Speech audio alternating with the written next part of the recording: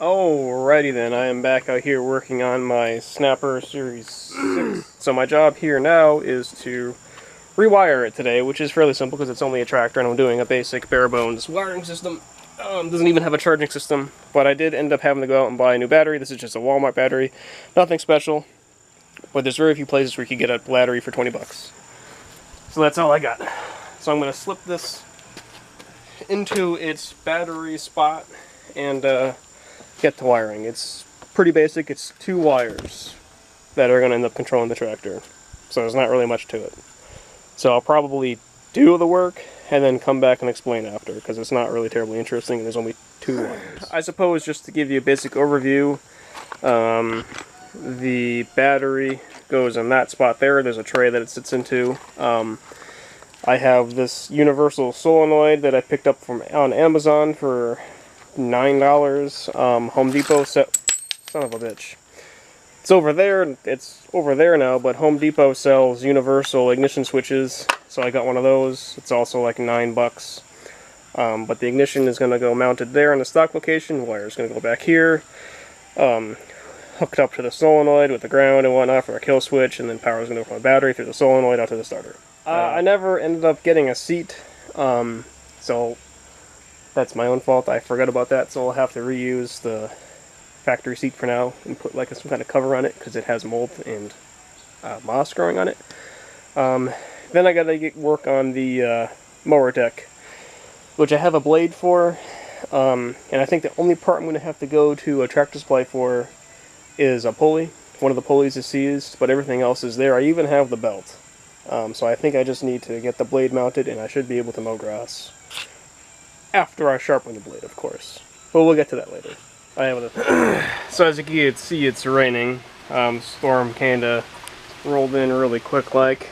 But I have the wiring all set, mostly. It's pretty simple. So this is the solenoid. It's pretty simple. Obviously the solenoid is just a switch that allows a bigger flow of electricity to pass when given a lower jolt of electricity. So this is the power wire that ignites or excites the solenoid to open the big switch to allow the main source from the battery to go to the source to the starter. This white wire, as it turns out, is actually a charging wire. I was under the assumption that this was the grounding wire that grounds out the coil to turn the mower off. Turns out that it's actually a charging wire, so I looked up the wiring diagram from this normal wiring setup, and it just goes to the positive side of the battery, so it's on the same terminal as the main battery source. This wire goes to the ignition switch, so you turn the ignition switch on and it lets power flow from this over to here, which then excites the solenoid and then allows power from the main battery lead go to the starter. The wires are run in the tube like they were from the factory, and they go up to my switch over there. The only thing that I don't have working yet is the kill switch. Like I had said, was under the impression this white wire was that, but it wasn't. So I popped open my but the shield over here again, and found the correct ground, or what would be the correct ground, to ground out the coil to shutter to killer, and have a ground wire running from there all the way up to there. I just have to figure out how to get the kill switch to ground out to the frame when it's in the off position. So right now, if I want to turn it off, I just take the open tab and ground it to a ground up there and it kills the mower. But nothing fancy. I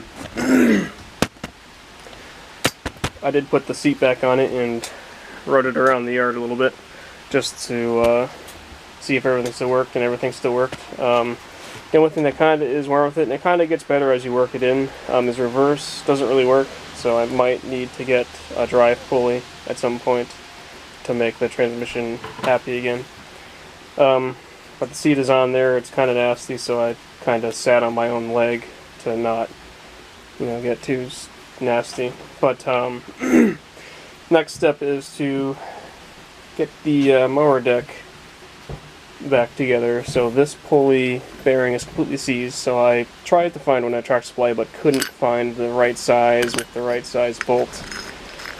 So I just ordered one. It was like $7, whatever. And then I gotta pull the mower deck from its hole right there and get it into there.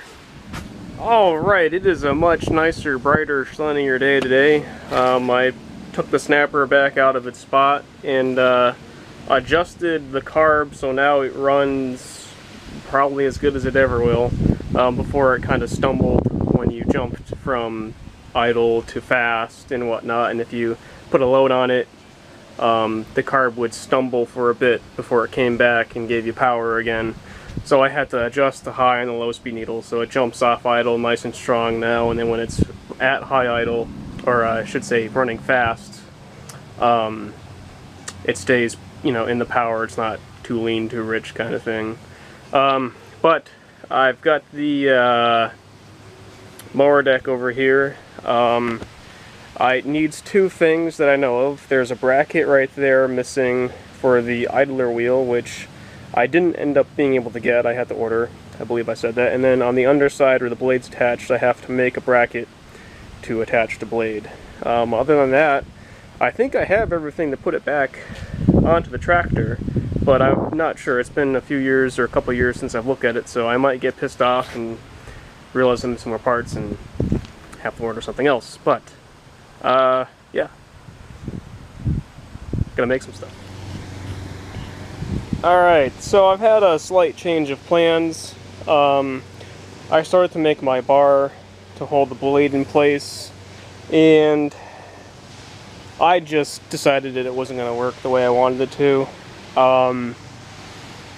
So I just ended up ordering the part and a new nut and a new washer, because I was looking at how it gets held onto the spindle, and it's more of a cone compression fitting as opposed to just a flat one.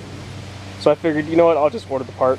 It's not that expensive. It's more expensive than it should be for what the hell it is. It's 30 bucks for the stupid bar.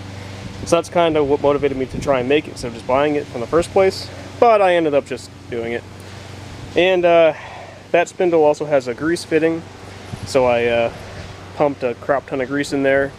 I have my mower deck flipped over, because what I'm going to do now is go ahead and mount it back onto the lawnmower.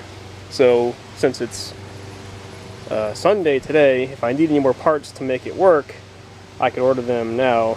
So I figure I'll mount it and see if I'm missing anything still, or I'm okay, and I'll be able to just slip the blade in there and whatnot and not have any problems. So I'm going to wrestle the thing under the thing and make the two things one thing.